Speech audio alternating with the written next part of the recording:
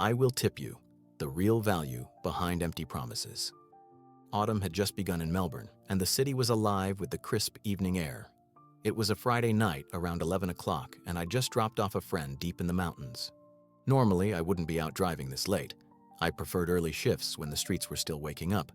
But this was a favor for a friend, picking him up from the airport and bringing him out here.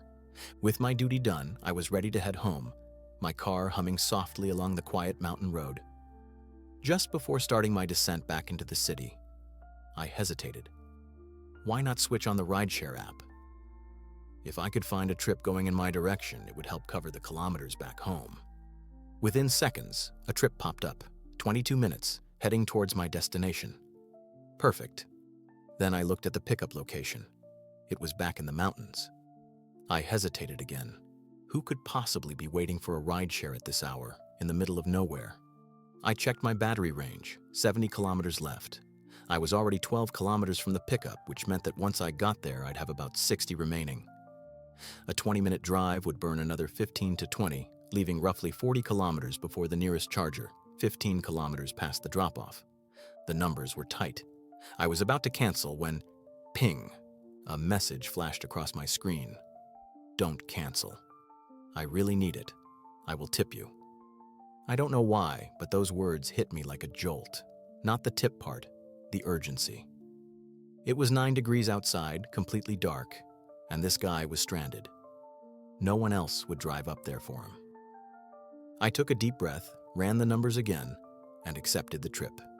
Turning the car around, I headed back into the dark forest roads. My headlights cut through the fog, trees standing tall on both sides like silent sentinels. Everything was still except for the occasional rustle in the bushes, either the wind or some curious animal, wondering why a car was passing by at this hour. Finally, I reached the pickup point, a small, dimly lit pub with only a few cars outside. The door opened, and a young man in his late 20s stumbled out, tired, shivering, and clearly a few drinks past sober. "Thanks for picking me up, man," he said, slumping into the seat.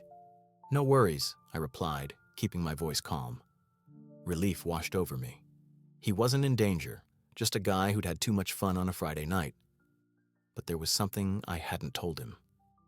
Had my calculations been off? Had his destination been a little farther? Or had there been roadworks, I could have ended up stranded, out of charge in the freezing dark, waiting for an emergency rescue truck at 2 a.m. But why tell him? He was just another rider, trying to get home. The trip went smoothly. He barely spoke, half asleep, probably dreaming of his bed already. I dropped him off at his destination, and he mumbled a sleepy, "Cheers, mate." As expected, the tip never came. And honestly, it wasn't the first time. Over the years, I've lost count of how many riders have promised a tip while asking for favors along the way. "Can you wait 30 minutes? I'll tip you." Never happens. "Can you pick up my friend from another location?" "I'll tip you." Nope. "Can you drop my 3 kids at different places?" "I'll tip you."